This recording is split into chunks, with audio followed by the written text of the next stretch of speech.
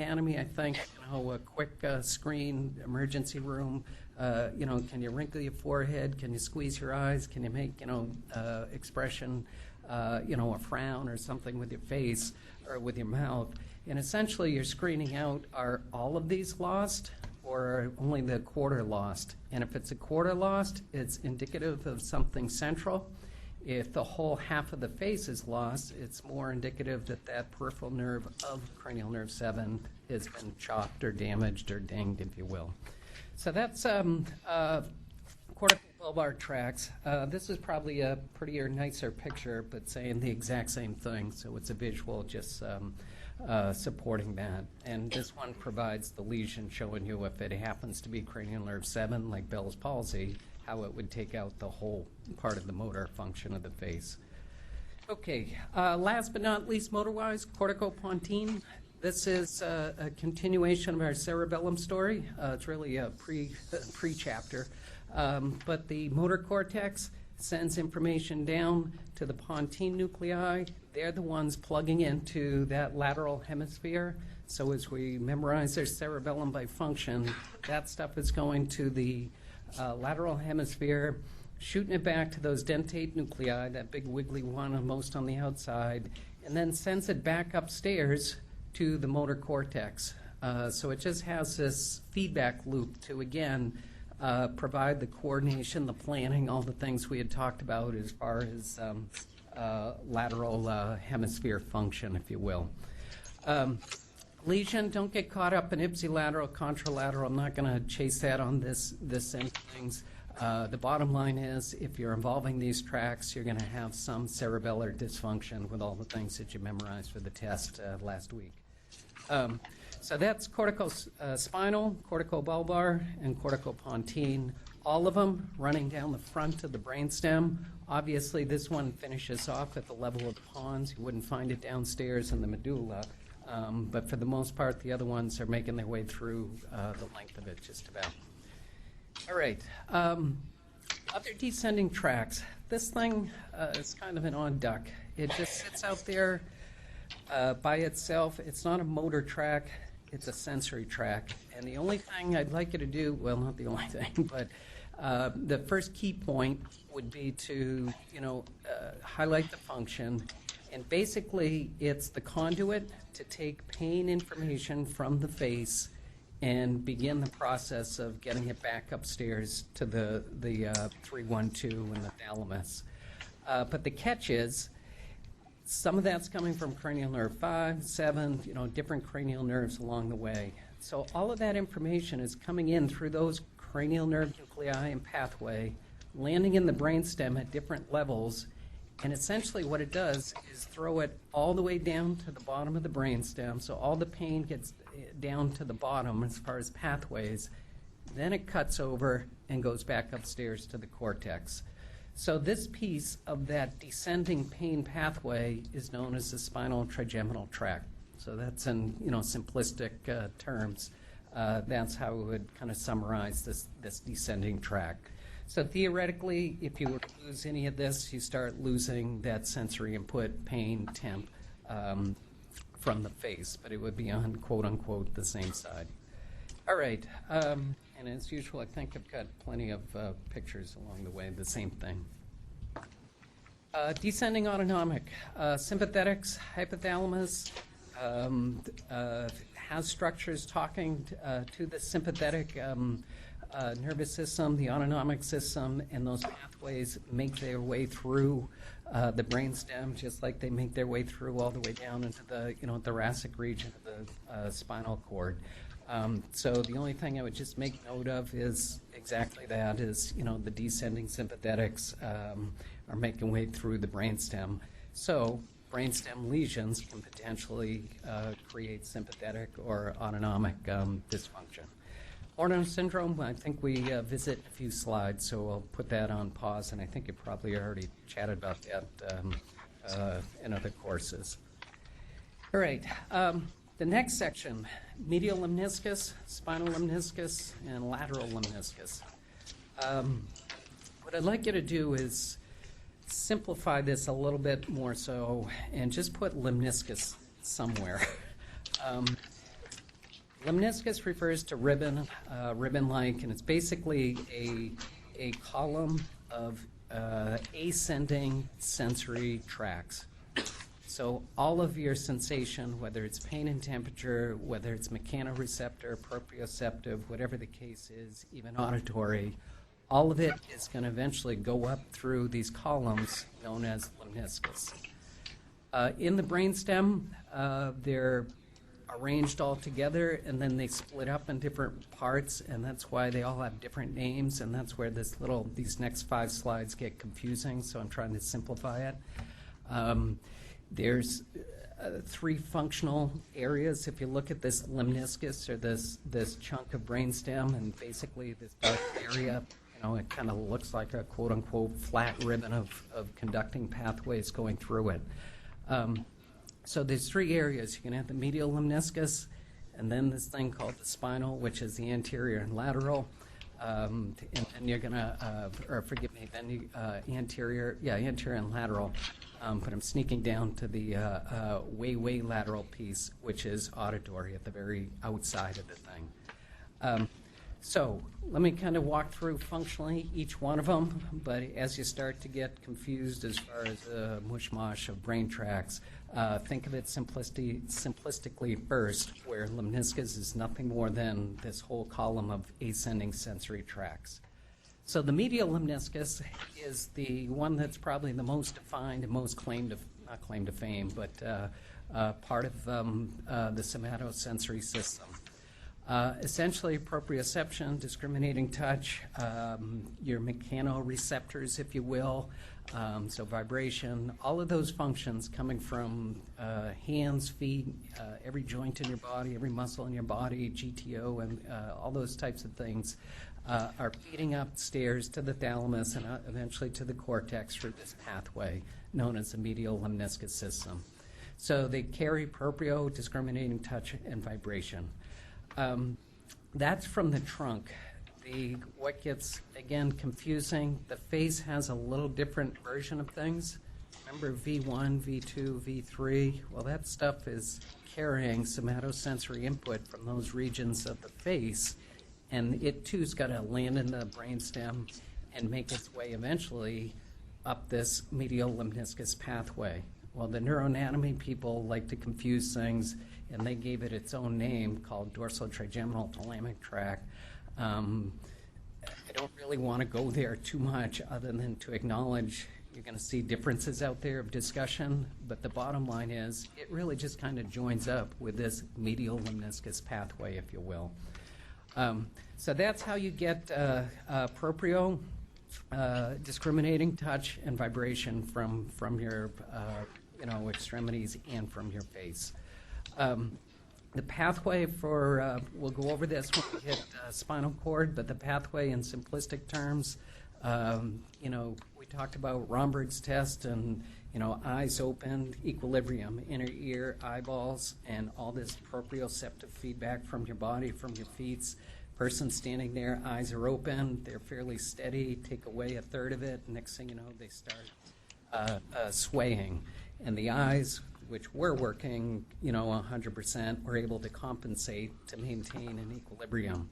If this person has a posterior column problem, all of a sudden they start to sway all over the place when you get rid of the eyes as a compensating factor. So basically that proprioception comes in and it runs up the same side of the spinal cord in the back, quote unquote, posterior columns. We'll visit it for Module 6.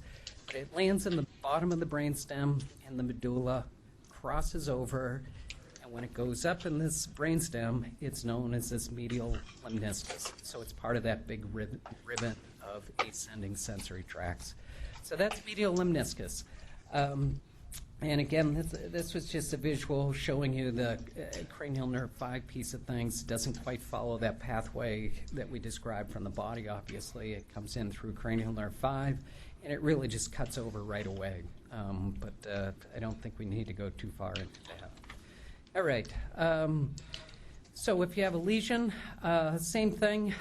If you've lost it, it crossed at the bottom of the brainstem. So anything in the brainstem is going to result in contralateral loss of proprioception, discriminating touch, and vibration.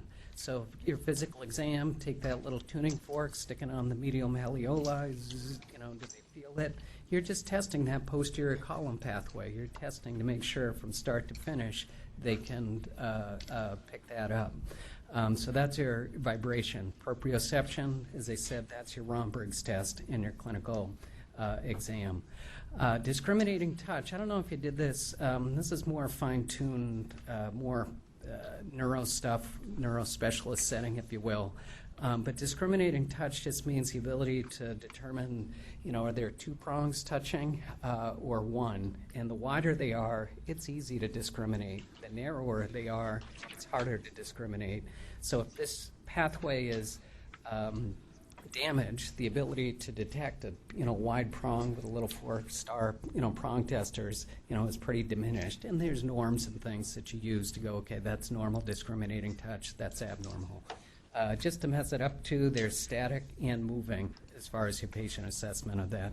Did you do those and did you wind up going through all those? Yeah, so you had to memorize 1 to 6 and all those different norms for those. Okay. So spinal lemniscus. So we're still in this big ribbon, of ascending sensory tracts.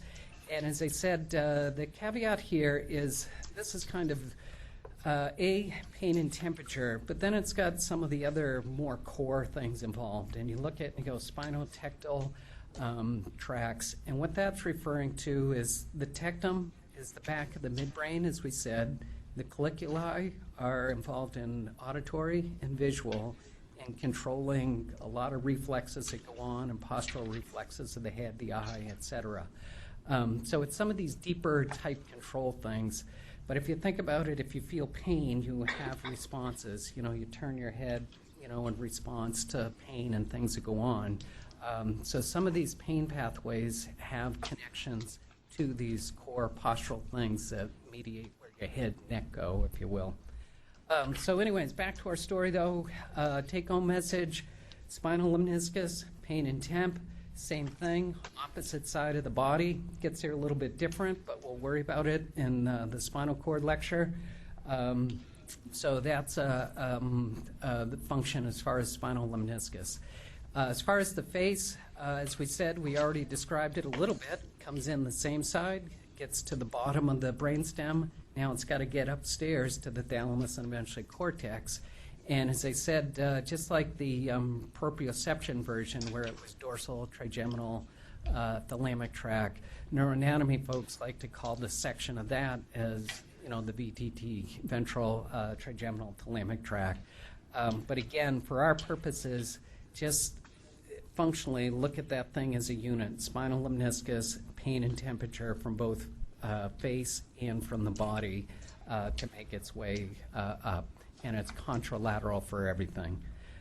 So again, and there's the same picture I showed you. So it's just a continuation of spinal trigeminal comes down, crosses over, joins up with this thing called spinal lemniscus. It's got its own little name as far as the section of it. Don't really worry about that too much.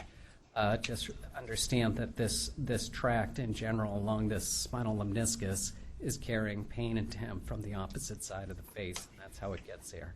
And the opposite side of the body, and that's how it gets there too as well. All right, so lesion, this one's pretty easy. Doesn't really matter, as far as the, where the lesion is. It's going to be a contralateral loss face-wise and as far as trunk and extremities. Okay, last but not least, so this big ribbon of ascending tracts way on the outside is a subset of or a chunk of it, if you will, known as a lateral lemniscus. And the only thing I'd like to put forth there is it's just carrying the auditory information from cranial nerve 8. It's got to get upstairs eventually to your area 41, et cetera. It gets up to the thalamus, that medial geniculate, all those connections to eventually make its way up to the cortex. So that's a summary of those ascending tracts. But again, think of lemniscus simply.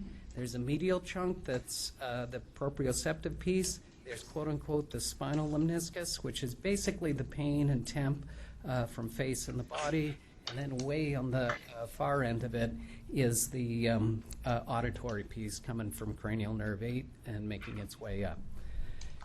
Now, this next section, the MLF, this is a conduit unique to just the brainstem. Think of it its own little sub-pathway of the brainstem, if you will. And its function is it's carrying those special coordinated pathways. I think we've talked a little bit about conjugate gaze and what you need to do with the right and the left eye to focus on the same spot, if you will. And so this conduit of tracks is in the brainstem, and it's known as the MLF. Even in one of those sagittal pictures, or this one, this white tract here theoretically represents, the MLF, if you will. But its claim to fame is to coordinate the circuitry between the right and left eyes, and also some of the circuitry for the responses. In other words, coordinating, you don't think about it, where you track space and reflexes for turning your head also takes the same kind of connection between the eyes and the muscles of your neck, etc. So this is kind of a specialized track for the brainstem. How it works with the conjugate gaze, pretty straightforward. Well, I don't know if it's straightforward, but circuitry, frontal eye field, area 8. Remember we said it's up in that frontal lobe, just a little in front of that premotor area. And that's responsible for, horizontal or conjugate gaze, if you will. So here, this frontal eye field is going to tell the eyes to look over in this direction here. So the right side sends its information down, crosses over, does a little pre-staging area. It's a little reticular area. But eventually it lands on cranial nerve 6. Cranial nerve 6, as you know, lateral rectus. So it goes up, tells lateral rectus, do your thing. But you want this eyeball to catch up to and do the exact same thing and the exact same precision timing. And so the pathway, as I said, lands in this pre-staging area. Lateral rectus also has, or cranial nerve 6 here, also has some connections that are going to talk to cranial nerve 3. How does it get there? Through that MLF, or medial longitudinal fasciculus. Cranial nerve 6 is further down in the pons of the brainstem. Cranial nerve 3 is up in the top of the brainstem, and the two have to talk to each other, and it's through this pathway. So essentially, once they do it together, this and this, in a coordinated movement. Remember, you memorized area 8, conjugate gaze to the opposite side. That's how the process would work. Clinically, though, the caveat is if anything's attacking this area, and I think I've put a little discussion here of MS. Anything degenerative, anything that's an MS, we've talked about Alzheimer's a little bit. We've talked about Parkinson's, Huntington's, some very specific degenerative disorders that affect the specific spot in the CNS. MS, the challenge with it is, you name it, any white matter in the CNS is, at the mercy of where MS may attack. There are some areas, though, that it'll attack specifically or more consistently, like cranial nerve 2. This MLF is an area, and then, lots of different areas, too, as well. But anything that attacks that MLF and causes dysfunction of that action potential running up to try to coordinate this movement, next thing you know, you've got visual problems. The person's got diplopia or, double vision, not able to have a coordinated conjugate gaze, if you will. So that's a connection, and that's how some of those, clinically, some lesions can affect this MLF. Often you may hear the term INO, internuclear ophthalmoplegia, if you will. That's a mouthful for me.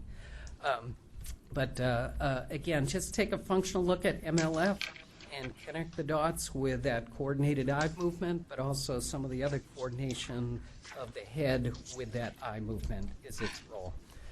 All right. Cerebellar connections. This is easy. We've already done it. So almost like check, check, check.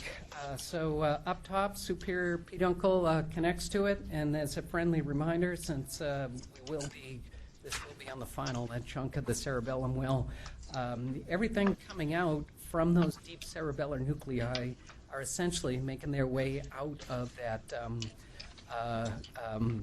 superior peduncle.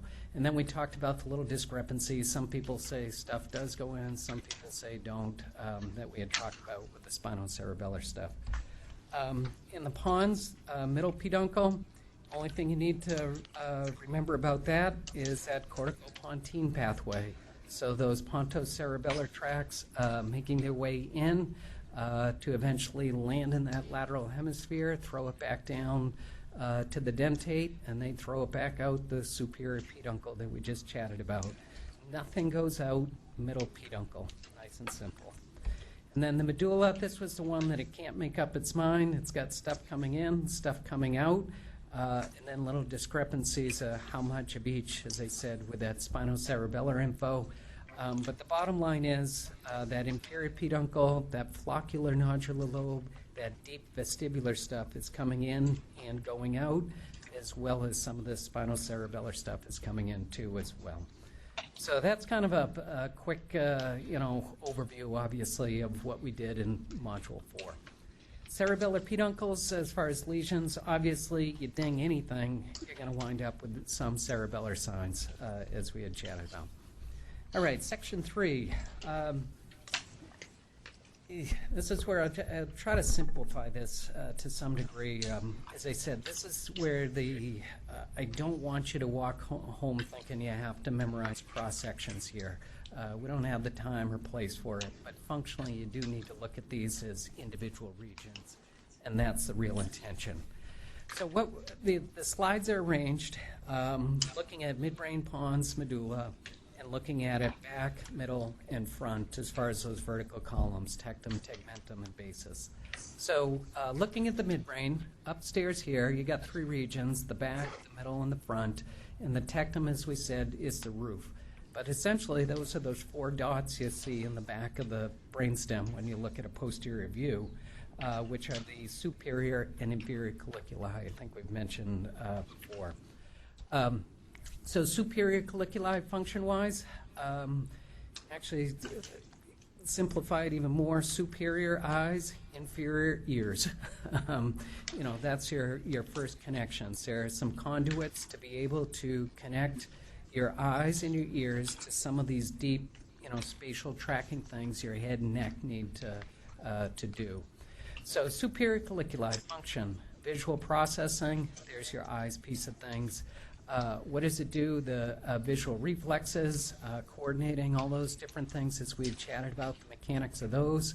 But also tracking, you don't really think about it too much, but as I said, you're doing it all the time. You're driving, you're tracking things coming to, who's coming in the next lane, can I pass them? There's a lot of things your brain is visually orienting all the time. And this is part of the connections to do that. In fact, these connections, and I've got it listed there, these connections aren't the area 17. In other words, cranial nerve 2 comes in, jumps into thalamus, it's going to throw stuff back to area 17, and that's the recognition. That's the, yes, it's a stop sign, yes, it's a brick wall, blue sky, blah, blah, blah. But there's some other connections that get to the superior colliculi, and then they're going to a few other pathways, but they're involved in trying to take that visual information. They're not really worried about identifying it. They're more spatially making sure it's not hitting you in the head or you're moving appropriately and doing things appropriately. So that's what it means by tracking, fixating, et cetera, that end of the visual piece of things. So that's superior colliculi. And as I said, as you go back to review all this for the final, slide after slide of slice, slice, slice, you do not have to, come back here and put your finger on it. They're there just to kind of reinforce the functional piece as you're memorizing it all. So as I sneak down to inferior colliculi, as exactly what you would guess, the same thing auditory-wise. Again, you have auditory reflexes, you hear a sound, you move. The vestibular ocular reflex, you're like, wouldn't that be more, visual? Wouldn't that be superior colliculi? But again, think about it. If the cranial nerve 8, inner ear, as far as that function goes. So again, if there's dysfunction there and you're turning the head and the eyes are just kind of flopping with it, that would represent some kind of dysfunction with that VOR and perhaps something involving the inferior colliculi, if you will. So that's inferior versus superior. Just know the functional difference. Know that they're on the back or the roof of this midbrain region. So that's the take-home message so far. All right, sneaking down to tegmentum, the middle of this midbrain. Fairly easy, only a handful of things. In general, not in general, for all levels, in the middle, this tegmentum is where all these cranial nerve nuclei sit. So no matter what, you're going to find those guys. And then also all those sensory tracts, that lemniscus stuff, all that stuff is making its way through, and some of those sympathetic pathways, et cetera, too, as well.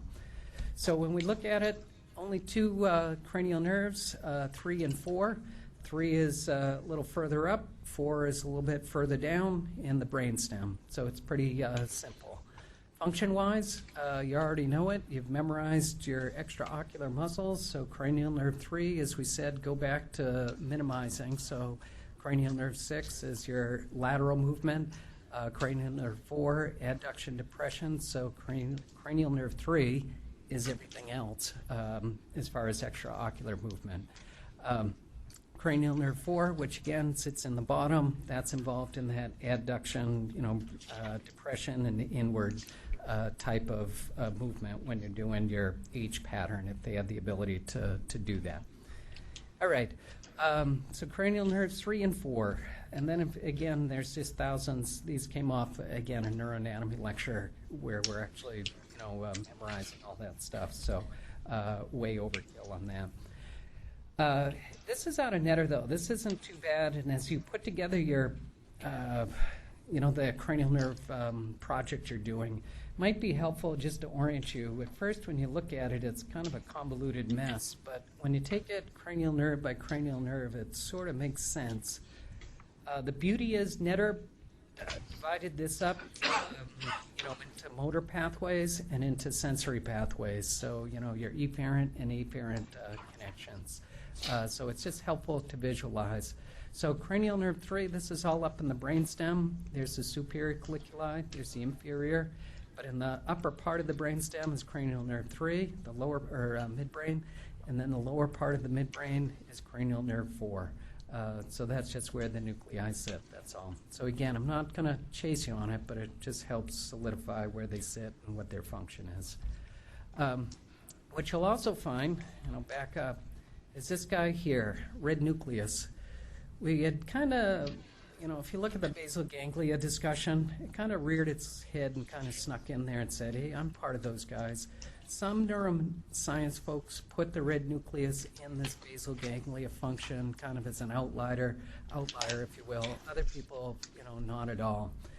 But the red nucleus has a kind of a core role as far as coordinating our human functional skilled activity, if you will, for our distal extremities. So it's involved in making sure the proximal part of the extremity is doing its thing, and also just kind of supporting the fine motor movement that's going to go on with this distal upper extremity. So this is the red nucleus, and it has a tract that we'll talk about when we hit the spinal cord.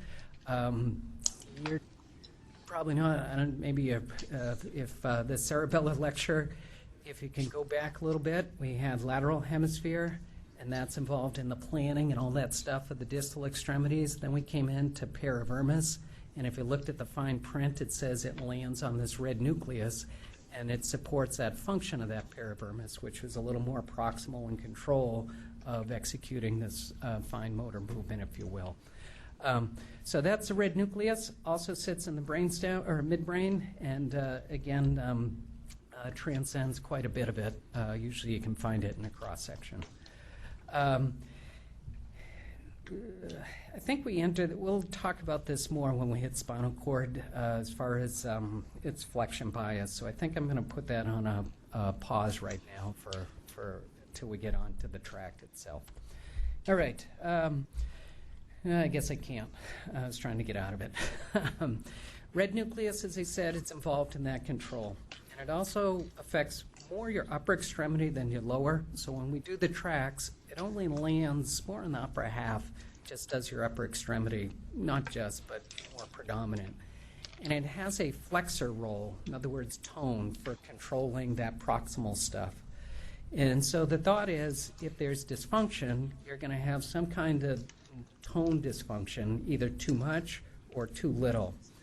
And so if you have a lesion above it, you're going to wind up with a decorticate type of pattern, or if there's a lesion below it, a decerebrate. And I'm trying to remember, did we go over these at all? I don't think you have. You had this in ClinMed or these terms at all?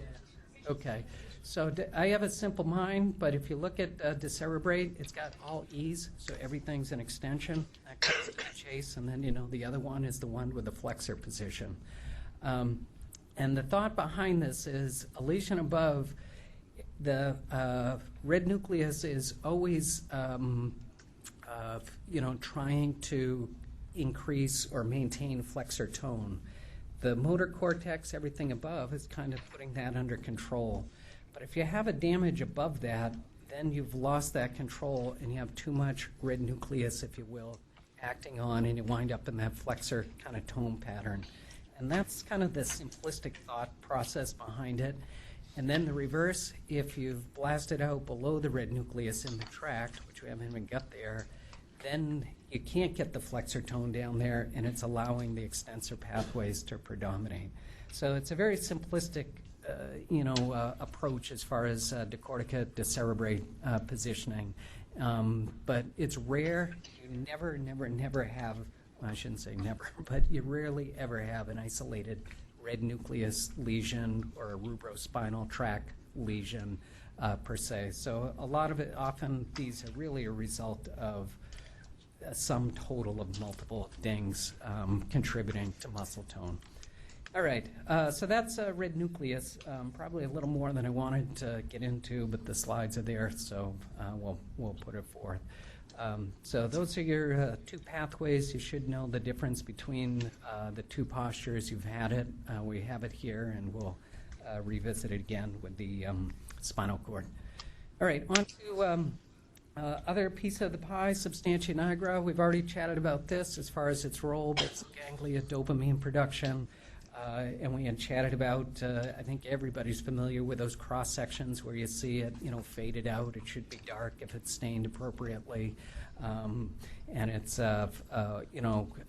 atrophied or washed out, if you will, and represents Parkinson's or degeneration. So that's substantia nigra. All right, a few cranial nerve structures to identify. The cerebral aqueduct, also by definition, is part of this tegmentum. It's really in the back of it or between the roof. Any disorder, though, tumor or space-occupying lesion, the potential is to, quote-unquote, switch this off. And then you have a ventricle CSF problem, creating some CNS disorders that way. Also, this PAG, or periaqueductal gray area. So if you, here's the cross-section. There's the aqueduct. It's connecting the fourth and third ventricle. We'll get to those in a module here. But it's this immediate area surrounding that. And this is really part of the reticular system.